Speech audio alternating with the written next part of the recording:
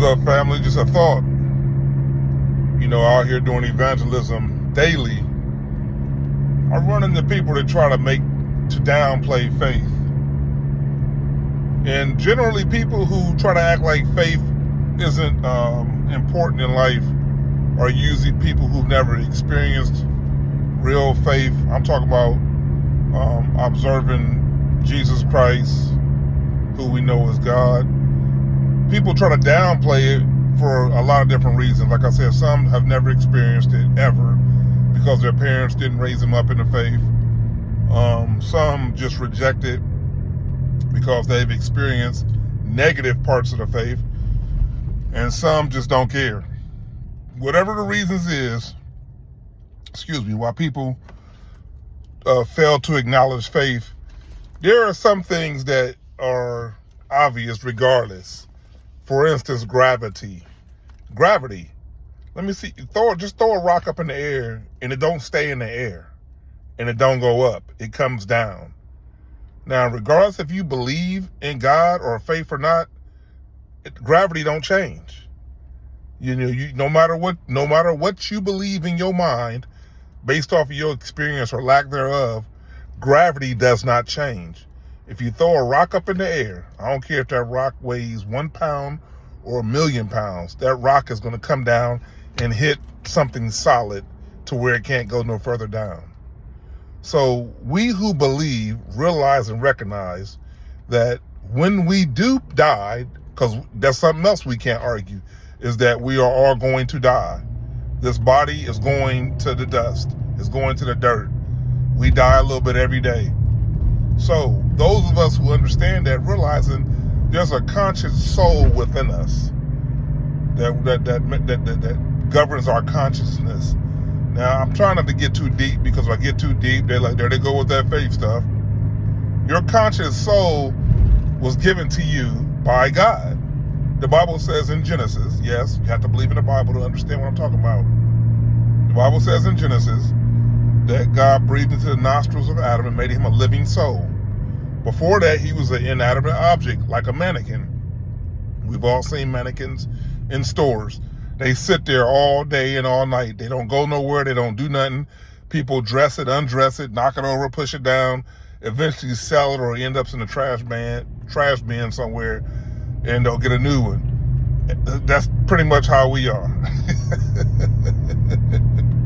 To put it in a nutshell, ashes to ashes, dust to dust. So the difference between the mannequin and us is, like I said, when God breathed into the nostrils of Adam and made him a living soul, that means that we all have enough God in us to recognize who God is, was, is, and is to come. So why don't everybody believe in God? Because God gave us free will. He allows us to receive or reject the pure evidence that he's given us that he is who he said he was, is, and is to come. Just like people who go to church. People who, for the life of me, I don't know what is a Baptist. John the Baptist. The church ain't even named after John the Baptist, but that would make more sense than anything else. What is a Baptist? What is an apostolic? What is a Lutheran? What is what are all these things that y'all people done made up? It's like you're claiming a gang set or something. I'm this and I'm that. You either a believer or a non-believer. Same with the Jews. Even though Jews was used in the Bible, it's the same. You're gonna die like everybody else. You're gonna live like everybody else. You can wear a yarmulke and put tzitzis on the side of your pants all you want to, but you're still subject to gravity. So when you start claiming your set or trying to say you this, that, and the other based off of just your belief or your faith, that's where you start to lose it, because you're part of humanity. Last time I checked, when COVID hit, COVID wasn't asking people what they was before it entered their body and tried to shut their organs down.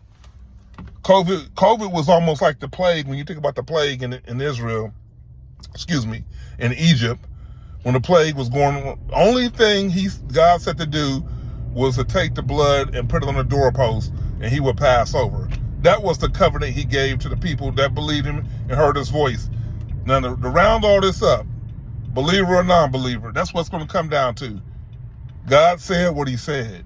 He ain't changing what he said. You're either going to believe, and your conscious soul that will not get buried in the ground will live eternity either in heaven and paradise. And they say, well, ain't no hell. Well, read Revelations 20:10 and a multitude of other scriptures that talk about Hades and hell. Bottom line is your soul has to go somewhere.